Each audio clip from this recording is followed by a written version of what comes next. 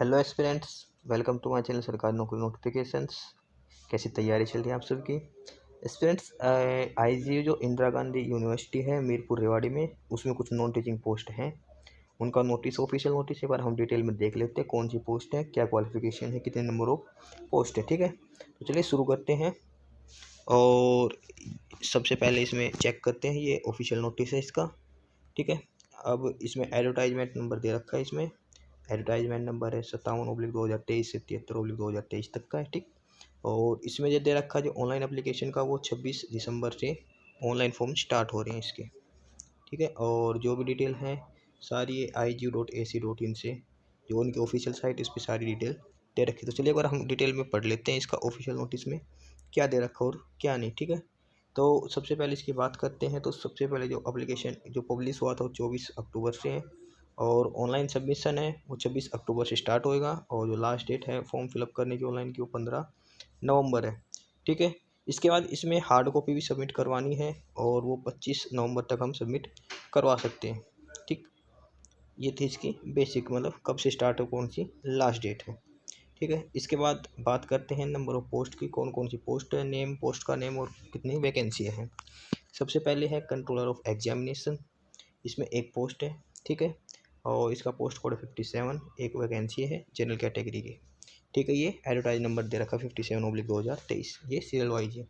इसके बाद दूसरी है असिस्टेंट लाइब्रेरियन की, इसकी भी एक पोस्ट है जनरल कैटेगरी के लिए। सिस्टम एनालिटिक्स की एक पोस्ट है। ठीक है, और उसके बाद है प्रोग्रामर की एक पोस्ट है, वो भी UR कैटेगरी की है। स्टोर कीपर की एक पोस्ट है, वो भी UR कैटेगरी के लिए।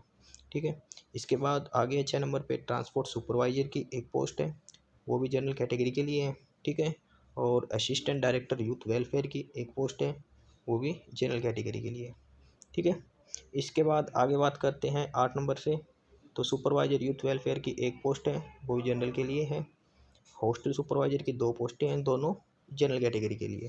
ठीक है, ध्यान रखना इधर पोस्ट कोड दे रखा है, और ये भी ध्यान रखना जनरल कैटेगरी का मतलब ये है कि सभी कैटेगरी के कैंडिडेट्स अप्लाई कर सकते हैं। ठीक है, इसके बाद है केयर टेकर की एक पोस्ट है, UR कैटेगरी के लिए। हॉस्टल केयर टेकर फीमेल के लिए एक पोस्ट है, वो भी UR कैटेगरी के लिए। स्टेनोटाइपिस्ट की बात करें तो यहाँ पे स्टेनोटाइप कितनी पोस्ट है, 5 पोस्टें हैं। ठीक है, इसमें UR की 2 है, EWS की एक SC की एक PWD के लिए। ठीक है, ये पांचों अलग अलग कैटेगरी के हिसाब से डिवाइड कर रखी है। अगली है 30 नंबर में लैब टेक्नीशियन की, इसमें 4 पोस्ट हैं, 3 UR के लिए और एक EWS के लिए। ठीक है, और एक और बात करते हैं 40 नंबर पे, ये है क्लैरिकल की लेवल 2 की पोस्ट है, इसमें 13 वैकेंसी है। ठीक है, इसमें UR के लिए 4 है, EWS की 2 है, BCA एक्स सर्विसमैन की एक पोस्ट है, SC के लिए 2 पोस्ट है, BCB के लिए एक पोस्ट है, BCA के लिए भी एक पोस्ट है, और UR PWD के लिए एक पोस्ट है, और UR एक्स सर्विसमैन की एक पोस्ट है। ये है क्लैरिकल की जो 13 पोस्ट है। ठीक है, इसके बाद ग्रुप D लेवल की बात करते हैं पियोन की, इसकी 4 पोस्ट है, PWD के लिए एक, BCB के लिए एक, SC के लिए एक, UR के लिए एक है। ठीक है, इसके बाद आगे बात करें ड्राइवर की 2 पोस्ट हैं, दोनों UR कैटेगरी के लिए। और सबसे लास्ट है जो स्टेनोग्राफर की एक पोस्ट है, वो किसके लिए है, UR कैटेगरी के लिए। ठीक है, ये तो था बेसिक से क्या क्या पोस्ट है और कितनी वैकेंसी। ठीक है, इसके बाद डिटेल में बात करते हैं। तो सबसे पहले एप्लीकेशन फ़ीस की बात करते हैं। तो जो UR कैटेगरी या फिर एक्स सर्विसमैन है उनके लिए 1000 रुपये है। ठीक है, और फीमेल है जो UR कैटेगरी से हरियाणा स्टेट की ओनली, उनके लिए 500 रुपये हैं।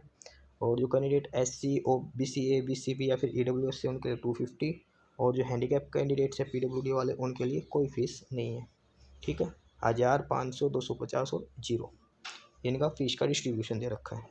ठीक है, बाकी जो भी लिंक वगैरह है वो IGU के ऊपर डाल रखा है, IGU की ऑफिशियल साइट के ऊपर। ठीक है, इसके बाद इन्होंने बेसिक से डिटेल दे रखी है कि किस पोस्ट के लिए क्या क्वालिफ़िकेशन है, एक बार हम देख लेंगे इस चीज़ को भी। ठीक है, बाकी इसमें देख रखा क्या क्या क्वालिफ़िकेशन चाहिए, क्या क्या ज़रूरी है। जैसे अगर कोई कैंडिडेट ने फॉर्म फिलअप कर दिया तो उसके बाद उसकी कैटेगरी चेंज नहीं होगी। अगर आपने OBC से भरा तो OBC ही मानी जाएगी, जनरल से भरा तो जनरल की ही कट ऑफ में काउंट होंगे आप। ठीक है, और ये भी है जो कैंडिडेट शॉर्ट लिस्ट हो गए हैं तो इससे पहले वो यूनिवर्सिटी की IGU की ऑफिशियल वेबसाइट पे मिलेगा, और जो भी डिसीजन हो वो IGU लेगी, कोई TADA नहीं मिलेगा इस चीज़ के लिए। अगर आप गवर्नमेंट एम्प्लॉय है ऑलरेडी तो आपको NOC चाहिए अपने डिपार्टमेंट से। ठीक है, ये सारी बेसिक सी डिटेल हैं जो हर पोस्ट के लिए लगभग सेम होती है, सारी कंडीशंस ये सब वही कंडीशंस दे रखी है। ठीक, आगे पढ़ते इसमें क्वालिफ़िकेशन देख लेते हैं और किस पोस्ट के लिए क्या क्वालिफ़िकेशन है। तो सबसे पहले है कंट्रोलर ऑफ एग्जामिनेशन। ठीक है, इस पोस्ट के लिए मास्टर डिग्री में मांग रखा है 55% मार्क्स होने चाहिए मास्टर डिग्री में। ठीक है, उसके बाद साथ के साथ 15 साल का एक्सपीरियंस होना चाहिए असिस्टेंट प्रोफेसर के लिए, या फिर 8 साल की सर्विस होनी चाहिए एकेडमिक लेवल 12th और एसोसिएट प्रोफेसर की। ठीक है, या फिर सेम एक्सपीरियंस होना चाहिए रिसर्च के क्षेत्र में या फिर कोई भी इंस्टीट्यूट जो हायर एजुकेशन का हो, या फिर 15 साल का administration experience with 8 year as deputy registrar. ठीक, और नंबर थर्ड है इसमें हिंदी या Sanskrit up to matric level. ठीक है, ये था कंट्रोलर ऑफ एग्जामिनेशन के लिए। ठीक है, अब दूसरी पोस्ट की बात करते हैं, दूसरा है असिस्टेंट लाइब्रेरियन। इसमें मास्टर डिग्री मांग रखी है लाइब्रेरी साइंस के अंदर या इन्फॉर्मेशन साइंस के अंदर, डॉक्यूमेंटेशन साइंस के अंदर। इसके बाद नॉलेज या computerisation, knowledge of computerisation of library. ठीक है, इसके बाद नेट भी क्वालिफाई होना चाहिए पीएचडी के लिए। ठीक है, ये सारी बेसिक्स इसमें डिटेल हैं जो इन्होंने मांग रखी है असिस्टेंट लाइब्रेरियन के लिए। ठीक, इसके बाद है सिस्टम एनालिटिक्स के लिए। इसमें बीटेक मांग रखी है कंप्यूटर साइंस या फिर इलेक्ट्रॉनिक इंजीनियर के लिए विद मिनिमम 50% मार्क्स। साथ में है 5 साल का एक्सपीरियंस मांग रखा है किसमें, सी++, जावा जो भी लैंग्वेज है इसके लिए, और हिंदी इंग्लिश मैट्रिक के लिए। या फिर अगर आपके पास एमटेक है तो आपको 3 साल का एक्सपीरियंस मिल जाएगा, बीटेक है तो 5 साल का, एमटेक है तो 3 साल का एक्सपीरियंस होना चाहिए। ठीक है, इसके बाद अगली पोस्ट का डिस्कशन करते हैं, वो है प्रोग्रामर की। उसके लिए बीई या बीटेक सीएस आईटीसी या फिर एमसीए या एमएससी होनी चाहिए कंप्यूटर साइंस या सॉफ्टवेयर इंजीनियरिंग या इंफॉर्मेशन टेक्नोलॉजी से, मिनिमम 50% मार्क्स रेगुलर मोड में। ठीक है, 2 साल का एक्सपीरियंस होना चाहिए यूनिवर्सिटी में, गवर्नमेंट एडेड इंस्टीट्यूट में, हिंदी और संस्कृत मैंडेटरी है। इसके बाद अगली है स्टोर कीपर के लिए। उसमें बैचलर डिग्री होनी चाहिए 50% मार्क्स के साथ। ठीक, उसके बाद कंप्यूटर टाइपिंग टेस्ट होना चाहिए 30 वर्ड पर मिनट इंग्लिश के साथ। ठीक है, इसके बाद 5 साल का एक्सपीरियंस होना चाहिए गवर्नमेंट एडिड में या फिर यूनिवर्सिटी में, गवर्नमेंट के कोई भी स्टोर कीपर के लिए। इसके बाद है ट्रांसपोर्ट सुपरवाइजर की। ये एक बैचलर डिग्री है, 50% होनी चाहिए मिनिमम क्वालिफिकेशन, और 2 साल का एक्सपीरियंस मांग रखा। ये है ट्रांसपोर्ट सुपरवाइजर की पोस्ट का। ठीक है, अब करते हैं ना 7 नंबर बाद असिस्टेंट डायरेक्टर यूथ वेलफेयर के लिए।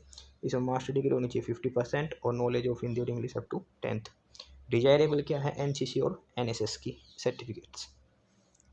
इसके बाद 8 नंबर पे है सुपरवाइजर यूथ वेलफेयर। इसमें बैचलर डिग्री मांग रखी है 50% मार्क्स के साथ, 2 साल का एक्सपीरियंस मांग रखा है हिंदी और संस्कृत मैंडेटरी है 10th क्लास तक की। ठीक है, इसके बाद है 9 नंबर पे हॉस्टल सुपरवाइजर।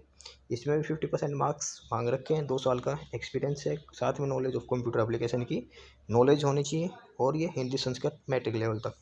केयर टेकर के लिए भी बैचलर डिग्री 50% मार्क्स है। इसके बाद कंप्यूटर टाइपिंग होनी चाहिए 30 वर्ड पर मिनट की, हिंदी और इंग्लिश 10th स्टैंडर्ड में। इसके बाद है फीमेल के लिए, उसमें भी सेम है 50% मार्क्स होना चाहिए, 30 वर्ड पर मिनट इंग्लिश की टाइपिंग की स्पीड होनी चाहिए, और हिंदी और इंग्लिश 10th स्टैंडर्ड में होना चाहिए। ठीक है, उसके बाद अगली पोस्ट स्टेनोटाइपिस्ट की। ये bachelor degree 50% marks, English short hand 80 word पर मिनट। ठीक है, और हिंदी की बात करें 64 वर्ड पर मिनट। ठीक है, ये ट्रांसक्रिप्शन की बात करें तो 20 वर्ड और ये 15 वर्ड पर मिनट होनी चाहिए। ठीक है, और इसके बाद अगली पोस्ट है वो लैब टेक्नीशियन की। लैब टेक्नीशियन में क्या, बैचलर डिग्री इन साइंस यानी कि बीएससी होनी चाहिए, 50% मार्क्स होने चाहिए, फिर जो टेस्ट होगा रिटन टेस्ट वो क्वालिफाई करना चाहिए। इसके लिए 25 वर्ड पर मिनट इंग्लिश में स्पीड होनी चाहिए आपकी, 5 साल का एलए की पोस्ट का एक्सपीरियंस होना चाहिए। ठीक है, और बाकी हिंदी और संस्कृत मैट्रिक तो मैरिटरी है ही। इसके बाद है क्लैरिकल की पोस्ट। इसमें बैचलर डिग्री होनी चाहिए 50% मार्क्स के साथ, टाइपिंग टेस्ट होगा वो क्वालिफाई करना चाहिए, 25 या 35 वर्ड पर मिनट, मतलब इंग्लिश के लिए 35 वर्ड पर मिनट, हिंदी के लिए 25 वर्ड पर मिनट आपकी टाइपिंग स्पीड होनी चाहिए। ठीक है, हिंदी और इंग्लिश की नॉलेज होनी चाहिए। पीएन के लिए 10th होती, ओनली 10th के लिए, अगर कंप्यूटर नॉलेज है तो डिजायरेबल है। ठीक है, ये था। और इसके बाद है ड्राइवर की पोस्ट के लिए। उसमें 10th क्लास में 50% मार्क्स होने चाहिए, हैवी लाइसेंस होना चाहिए, ड्राइविंग लाइसेंस कम से कम 3 साल पुराना, कोई भी कलर ब्लाइंडनेस का इशू नहीं होना चाहिए, और 3 साल का एक्सपीरियंस होना चाहिए कहीं भी गवर्नमेंट डिपार्टमेंट में या सेमी गवर्नमेंट डिपार्टमेंट में ड्राइवरी के लिए। ठीक है, इसके बाद इसके लिए जो रिटन टेस्ट होगा, स्किल टेस्ट होगा, वो भी क्वालिफाई करना मैंडेटरी है। ठीक है, इसके बाद जो लास्ट है वो है स्टेनोग्राफर की पोस्ट के लिए। इसमें 50% मार्क्स होने चाहिए बैचलर डिग्री में, स्टेनो की टाइपिंग होनी चाहिए मिनिमम 80 वर्ड पर मिनट के लिए हिंदी इंग्लिश में, और प्रोफिशिएंसी टाइप है 35 से 30 वर्ड पर मिनट, कंप्यूटर एप्लीकेशन आनी चाहिए, और हिंदी और इंग्लिश मैट्रिक स्टैंडर्ड तक होना चाहिए। ठीक है, तो ये सारी इसमें डिटेल थी कौन सी पोस्ट क्या है। और अब इसमें दिखा रखा है कि आगे आपके जो मैक्सिमम 40 नंबर होते हैं एकेडमिक रिकॉर्ड के बेसिस पे मिलते हैं। जैसे अगर आप 10th क्लास में हो और परसेंटेज ऑफ मार्क्स को 0.084 से मल्टीप्लाई करने पे मैक्सिमम 5 ही मार्क्स मिलेंगे, उसके बेस पे दे रखे हैं। 12th में भी 5 मिल सकते हैं मैक्सिमम, ग्रेजुएशन के मैक्सिमम 10 होंगे, पोस्ट ग्रेजुएशन मैक्सिमम 15 होंगे, ठीक है। PhD या MPhil करा के तो मैक्सिमम 5 नंबर होंगे, ठीक। इसके बाद अगर आपको एक्सपीरियंस है तो 15 नंबर एक्सपीरियंस के होंगे, ठीक है। इसके बाद दिखा रखा है आगे कंप्यूटर नॉलेज का अलग से 5 नंबर का, और जो डिजायरेबल नॉलेज है उसके लिए 20 नंबर एक्स्ट्रा, और बाकी जो इंटरव्यू होगा 20 नंबर का। अगर आपको इंटरव्यू में अच्छी परफॉर्मेंस है तो 20 नंबर का आपको इंटरव्यू के मार्क्स होंगे, ठीक है। ये सब इसमें था, ठीक है। और तो इसमें टोटल दिखा रखा है 100 नंबर के हिसाब से इसमें से आपका क्वालिफिकेशन लिया जाएगा। जैसे सपोज करो इसमें दे रखा है ग्रेजुएट है, अगर 80% से अबोव है तो आपको 15 नंबर मिलेंगे। ग्रेजुएशन में अगर 60 से 80 के बीच में तो 13 नंबर मिलेंगे। ऐसे पोस्ट ग्रेजुएशन की क्वालिफिकेशन पे दिखा रखा है, जितने परसेंटेज मार्क्स है उतने नंबर मिलेंगे आपको इंटरनल। एमफिल के लिए दिखा रखा है PhD, JRF, net, state eligibility test, इन सभी के नंबर दिखा रखे हैं। इनके बेसिस पे असिस्टेंट लाइब्रेरियन की पोस्ट के लिए सिलेक्शन का है ये, ठीक है। और इसके बाद सिस्टम एनालिटिक्स के लिए उसमें भी यही है प्रोसीजर है, इनके एक्सपीरियंस के बेस पे नंबर मिलेगा। यानी कि जो जो पोस्ट का दिखा रखा है उनका कोई एग्जाम नहीं होगा, वो डायरेक्ट सिंपल ऐसे ही टेस्टों पे, या फिर आपका जो 10th 12th graduation post graduation जो नंबर है, साथ में टाइपिंग टेस्ट होगा, साथ में वर्क एक्सपीरियंस है जो भी सब कुछ, उसके बेस पे आपका सिलेक्शन होगा, ठीक है। तो ये सारा ऑफिशियल नोटिस है, डिटेल देख लेना है। और इसकी बाकी हमने इसमें लिंक में ऐड कर रखा है, एक बार ध्यान से सारा पढ़ के जाना। फॉर्म अप्लाई करने से पहले सारी डिटेल चेक कर लेना, कोई एग्जाम वगैरह नहीं होना इनका, कोई रिटर्न हो गया, सिर्फ 1-2 पोस्ट के लिए होगा। जैसे टाइपिंग टेस्ट है किसी पोस्ट के लिए तो उसके टाइपिंग टेस्ट मैंडेटरी होगा, ठीक है। ये सब जैसे इसमें ये देख लेना, PN की पोस्ट के लिए भी देख रखा है, जो 10th में मार्क्स है प्लस 12th में मार्क्स है ये होंगे, और स्क्रीनिंग टेस्ट होएगा इनके लिए, ठीक है। सेम ऐसे ही ये ऊपर क्लैरिकल की पोस्ट का भी था। क्लैरिकल जो 10th के मार्क्स उसके 2 नंबर मिलेंगे, 12th वाले के 3 नंबर, ग्रेजुएशन के 5 नंबर मिलेंगे, 10 नंबर का था। इसके बाद टाइपिंग टेस्ट होएगा, यहाँ पे कंप्यूटर का टाइपिंग टेस्ट होगा 35 में से मिलेंगे, और फिर एक सिंपल टेस्ट होगा ग्रेजुएट एप्टीट्यूड टेस्ट 50 नंबर का, ठीक है। ये 100 नंबर में इस हिसाब से आपकी कट ऑफ लगेगी, ठीक है। तो ये सारी डिटेल है इसमें, सारा नोटिस हमने ऐड कर रखा है। बाकी एक बार फॉर्म अप्लाई करने से पहले आप ऑफिशियल नोटिस पढ़ के जाना, ठीक है। सारी डिटेल चेक कर लेना, क्योंकि इसमें मोस्टली पोस्ट में एक्सपीरियंस मांग रखा है, ठीक है। बाकी नई अपडेट्स के लिए, नई इन्फॉर्मेशन के लिए आप हमारे चैनल सरकारी नौकरी नोटिफिकेशन सब्सक्राइब जरूर करिए, वीडियो को लाइक करिए, शेयर करिए, जुड़े रहिए हमारे साथ। मिलते हैं नई अपडेट्स के साथ, तब तक के लिए बाय।